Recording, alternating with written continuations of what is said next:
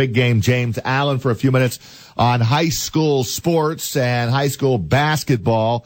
Good morning, Big Game. Morning, Roger.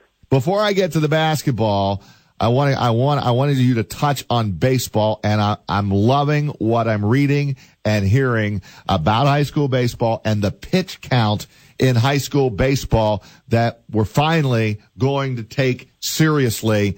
And something went down this week, right? They've now landed on a pitch count for high school baseball. They're going to pay attention to how long these pitchers are left in a baseball game. Yeah, Roger. I totally agree. I wrote a column about it earlier in the week. I think it's long overdue. There's certainly situations where a young man can throw over 105 pitches, but I've seen too many situations where somebody would pitch 130, 140 pitches. And that's, guys have done that. Major league guys have done that. But then sometimes they're pitching over 100 pitches and then a couple of days later. So, with this, you just alleviate that. There's a set count. Coaches have to, agree each inning. They're gonna have a chart. They're gonna have to fill out, each game, and the rules, if they're broken, are considered basically the equivalent of a forfeit. So it's being taken very, very seriously, and there's going to be situations where it's going to come up, and it really forces a lot of people to reevaluate things, especially if you're a smaller school. I mean, I feel, it's going to be difficult for some schools that may only have 13 people on the roster and may only have a few pitchers, but it's just going to force coaches to have to develop some more pitchers. And, situations where you got a huge lead and a guy's, got 100 pitches, you're going to get him out anyway. But, there's going to be times now where, guys got a great game going. He may have to come out, and that may be unfortunate. But I think on the whole, I think it's just a positive move in the right direction. Had to be done. Absolutely had to be done. We can't be blowing out arms, I mean, we pay close attention Little League Baseball now, all the way up through, and you've got to keep a pitch count. You can't be overusing these pitchers, and you see what even happens down in majors. So many guys with so many arm problems. This New York Mets team, they're a mess, and to me, it starts at the level we're talking about and the high school level. And when I saw that and I read your column this week, I went, you know what? It's about time. That's a really, really good move in the right direction. All right, Big Game. I'm looking at tonight's schedule. High school boys basketball. I think we're like 2 weeks away, and girls, 2 weeks away from the postseason. I'm seeing Troy at Shen tonight. Is that one of the headliners? Well, yeah, I think normally it would be, but I don't think Daniel Bowie's going to be playing for Troy. He didn't play the other night against Shaker. Troy was able to pull out an overtime win, but you take the marquee player off of Troy's roster. They've had some real difficulties with injuries this year. I mean, they lost Ryan Carmelo, the point guard, for a period of time as well, and now they're without Daniel Bowie, and it certainly makes it a little more difficult for them to go on the road and play at Shen without their best player. And that's unfortunate, but, we'll see. I mean, Rich Hurley's a very good coach, and I'm sure that they'll have him ready. I mean, he obviously had him ready the other night, and they were able to pull out a big win without their best offensive player. So this is going to be even a taller task on the road.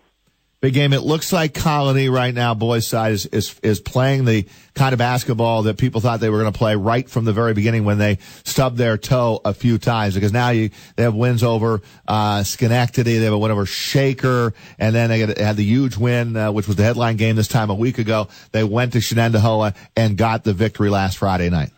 Yeah, they're playing really well right now, Roger. They're sharing the ball. They're getting it done at the defensive end. I mean, I thought as well as they played from an offensive standpoint in terms of execution, and really did a great job last week running their sets. They did. It was designed to limit the possessions in the game. They did a really good job of attacking Shen, and they overcame foul trouble. I mean, Josh Moskowski fouled out in the third quarter, and they usually only go 6 or 7 deep, and that's exactly what they did in that game. And Jaden Lewis gave a nice boost off the bench, and they are. They're playing very well right now. They got a big contest next Friday, actually, against Bethlehem, a team that beat them earlier in the year, and that should be a very important game for both teams, especially if Shen was somehow to meet with another loss. That whoever's going to win that division they could have one of those two teams could have some say so in that as well. And Colony's really, I like what they're doing defensively. I thought they did a tremendous job in taking some things away from Shen. And if they can play that way at both ends of the floor, they're going to be tough to deal with when we get to the sectionals. Any other headline games tonight on the schedule for you, big game? I think there's a lot, Roger. I don't believe there's, maybe there's not the one standout game, but I think there's a lot of very interesting games. Croon Conference, Hudson's won it last year. They're playing at home against Greenville. Greenville's the only team that's given them any real trouble in the league. The first meeting, it was 85-83. Greenville's a pretty good team. They're ranked in the C's this year, and they got a couple nice scorers with Silas Jelic and Cole Ackerman. Cole Ackerman's an outstanding shooter. That should be a very interesting game. And then the Wasserman League, you got Hoosick Valley, who's really had a nice turnaround. So they had some struggles early in the year, and they're playing very well right now. They've got 3 league losses, and they're playing against the league leaders right now in Hoosick Falls, and that's always a very good rivalry. So that's definitely one of the better small school games. Granville's on a nice roll. They had the one loss that they had suffered last couple weeks ago, but they're playing at Hadley Luzerne. That's a big one in the Adirondack League. And girls-wise, couple important ones. Certainly from Shaker's perspective, they got a game coming up on Tuesday against Shem, but they got Albany, and Albany's a tough place to play, and certainly the Blue Bloods can get caught looking ahead. Albany's capable.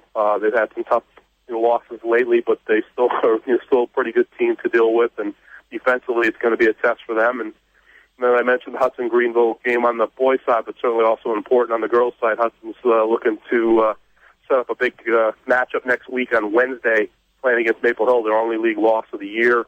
They weren't at full strength at that game, and Greenville's got an outstanding pair in Krasny and Fitzmaurice that can definitely score the ball. So that should be a big one as well tonight. Big Game, James Allen. Every Friday we talk high school sports once a week with the Big Game. Thank you, Big Game James, and we'll talk to you this time next week. Enjoy your weekend. Sounds good, Rod. You too.